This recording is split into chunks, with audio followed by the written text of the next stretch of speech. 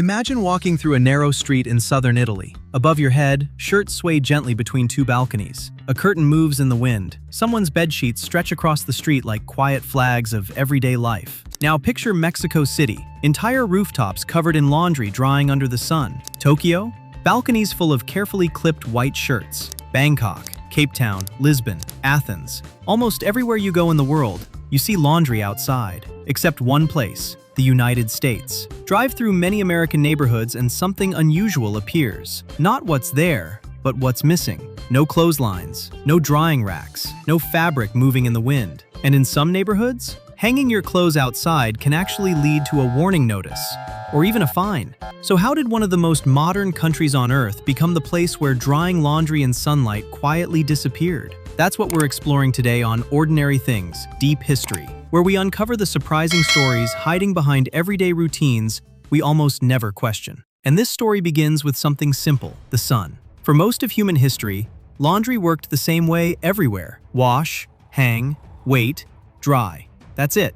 No electricity, no machines, no noise, just air and sunlight doing what they've always done. Even today, roughly 75 to 80% of the world's population still dries clothes outside. Not because they have to, because it works. In Italy and Spain, balconies are designed with built-in drying rails. In Japan, one of the most technologically advanced societies on Earth, outdoor laundry is completely normal. In Brazil, Mexico, Turkey, Greece, and across much of Asia and Africa, it's simply everyday life, which makes the United States the exception, not the standard. So what changed? To understand that, we need to go back to the late 1940s. World War II ends. Millions of soldiers return home, and suddenly, America faces a massive problem. Where is everyone going to live? Cities were crowded, apartments were limited, so developers did something unprecedented. They built entire suburban towns almost overnight. Rows of identical houses, fresh streets, new lawns, driveways, garages. And inside these homes was something that hadn't existed before at this scale: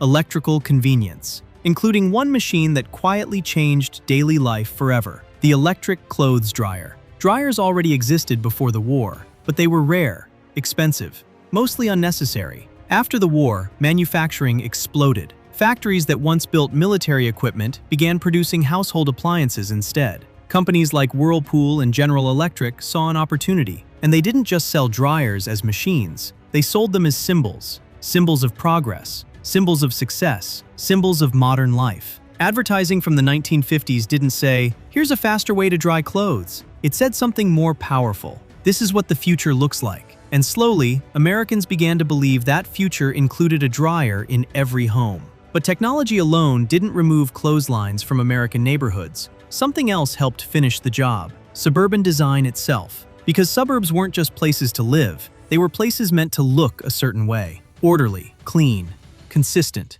predictable. And that's where something called the Homeowners Association entered the story. Homeowners associations, usually called HOAs, started with a simple idea: protect property values. If every house follows shared rules, the neighborhood stays attractive. But over time, those rules expanded. They began shaping how neighborhoods looked from the outside: fence height, paint colors, trash bin placement, driveway use, and eventually, clotheslines. Outdoor laundry didn't match the image of the modern suburban lifestyle developers were trying to create. To some planners, it looked messy, old-fashioned, even poor. So rules appeared, then restrictions spread, and eventually, in many places, clotheslines disappeared completely. Today, somewhere between 60 and 80 million Americans live in HOA-governed communities. That's tens of millions of people living in neighborhoods where hanging clothes outside may be restricted or discouraged. Think about that for a moment. Using sunlight, something humans relied on for thousands of years, became something that required permission. But here's where the story gets even more interesting. Because dryers don't just change how neighborhoods look, they change how energy is used across an entire country. The average American household runs roughly 400 loads of laundry every year. Each drying cycle uses around 5 kilowatt hours of electricity. That sums up to about 2,000 kilowatt hours annually per household, just to dry clothes. Across the country, dryers account for roughly 6% of all residential electricity use, more than many refrigerators, more than most people expect, all to replace something the sun already does quietly and for free. And yet, outside the United States, this shift never fully happened. In Europe, rising electricity costs actually made outdoor drying more common again. In Japan, balconies are still designed with laundry in mind. In Mexico, clotheslines never disappeared at all because they were never seen as outdated. They were simply practical, which reveals something important. America didn't abandon clotheslines because they stopped working. They work perfectly. In fact, air drying clothes often helps them last longer, less heat damage, less shrinkage, less fabric stress. So the shift wasn't technical, it was cultural.